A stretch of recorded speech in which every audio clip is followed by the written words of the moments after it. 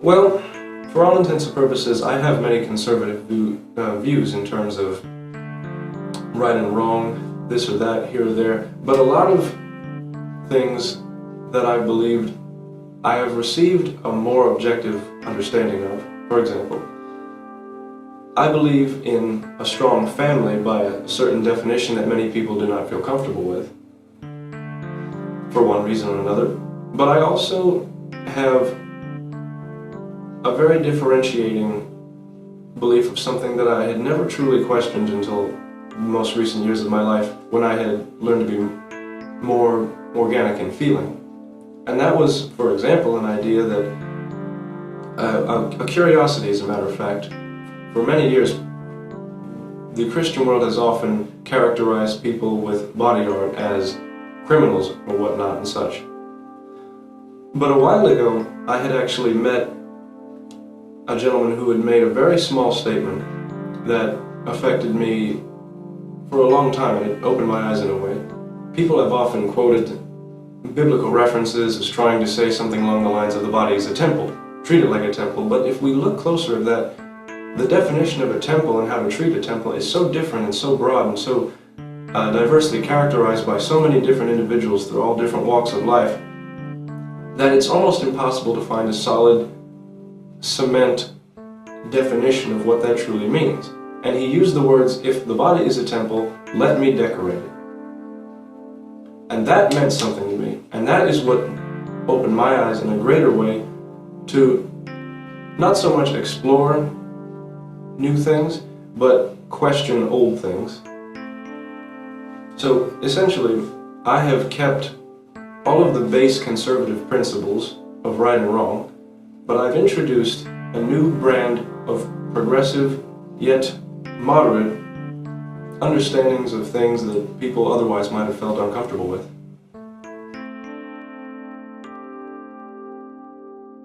They've opened my eyes to a lot of injustices in the world and a lot of misunderstandings. And it's helped me create a formula for how I may better my life. First and foremost being that I believe we should maintain a conservative principle to what it is that has kept a solidified foundation of our lives, spiritually or even culturally or ethically, together, with the base coming from our very understanding of what people might define or understand as religion. Because regardless of what any sort of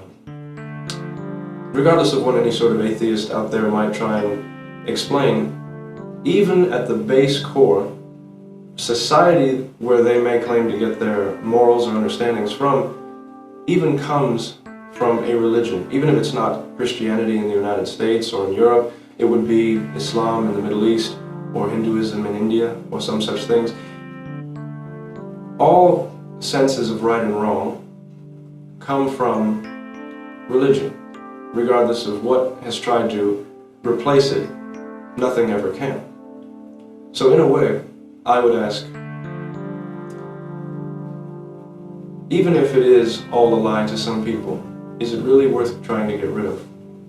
But in some such ways, I would say, for all intents and purposes, all of these things that I've learned through my walk in life have taught me how to better myself, not simply in remaining stagnant and only remaining in a conservative sense, but also allowing some progressive and new ways to come into life in a moderate, balanced way. My views have, I wouldn't say cost me that much at all, although it has cost me camaraderie with what people might understand as the crowd, but that is a small sacrifice for intellectual and spiritual independence. Independence is much more valuable than being able to fit a puzzle.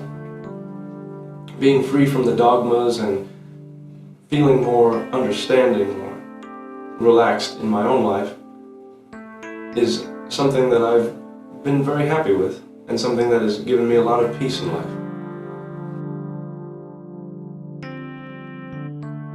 I do. there have been many times in life where I've tried to, not forcibly by any means, because I believe all man should give of himself willingly, as opposed to being forced to do so, because that's just the way it works. It's more willing. But I have always tried to just talk to people and try and make them understand where I'm coming from, not by any sort of rude means, but just as a way of trying to express that it's not always what it seems, and what I've discovered is a very beautiful thing. It's the ability to know something greater than oneself, but also at the same time not remain trapped in a box or some sort of container, or be restricted to the ideas of what his fellow man might try and dictate to him.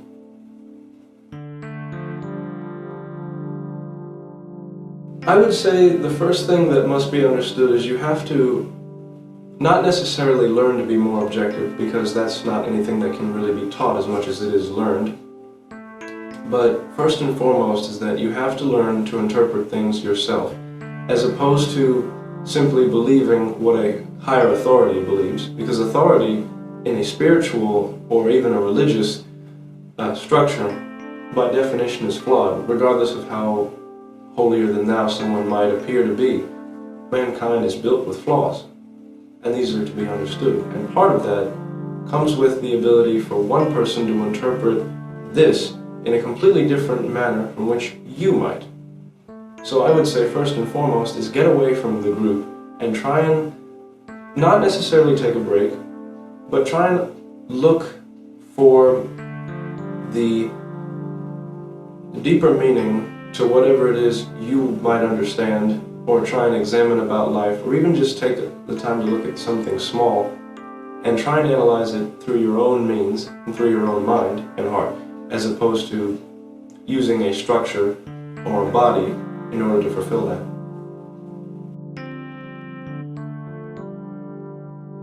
For a lot of people of the same faith, who might call me all sorts of names, or a heretic, or an apostate, or some such things, what truly makes the difference for me is the fact that I understand in my own mind that they are merely following what they believe to be right, which I will say that I can understand, but they're not free.